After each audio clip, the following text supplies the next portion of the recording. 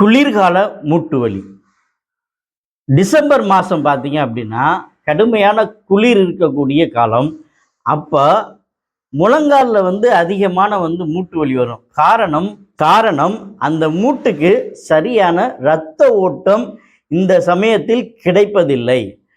காமனாக ஒரு முழங்கால் வலி இருக்கும்போது அது வெயில் காலத்தில் அந்த வலி உணர்றது குறைவாக இருக்கும். ஆனால் குளிர்காலத்தில் அந்த முழங்கால் மூட்டு வலி அதிகமாயிருது. அதை தாங்க முடியாத நிலைமையை ஏற்படுத்துது.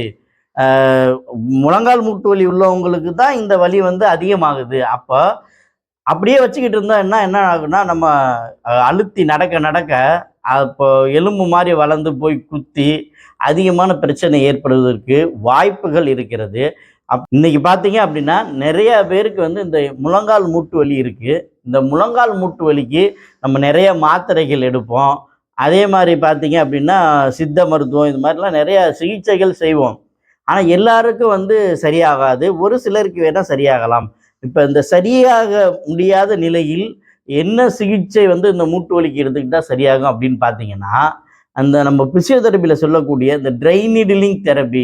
இந்த ட்ரை நீடிலிங் தெரப்பி எதுக்கு உதவுது அப்படின்னா, அந்த தசைகளில் உள்ள இறுக்கத்தை குறைத்து நல்ல இரத்த ஓட்டத்தை கொண்டு மூட்டு இயல்பாக செயல்படுறதுக்கு உதவி பண்ணுது. வலியை நிரந்தரமாக குறைச்சிருது. அது மட்டும் கிடையாது, இப்போ டோட்டலாக அந்த முழங்காலில் தசைகள் இறுகி இருக்கிறதுனால அதையும் நம்ம கிளியர் பண்ணணும். அதுக்கு என்ன பண்ணலாம் அப்படின்னா, பிசியோதெரபியில் வேக்ஸ் தெரப்பி, ஐஎஃப்டி இது மாதிரி சில மருத்துவ முறைகள் இருக்குது. இந்த மருத்துவ முறைகளை நம்ம சரியாக கையாண்டால் இந்த குளிர்கால மூட்டு வலி வாதத்தை சரி செய்யலாம். உங்களுக்காக என்கிற மருத்துவர் doctor M Kamaraj, AK physiotherapy clinic, Ilayangudi.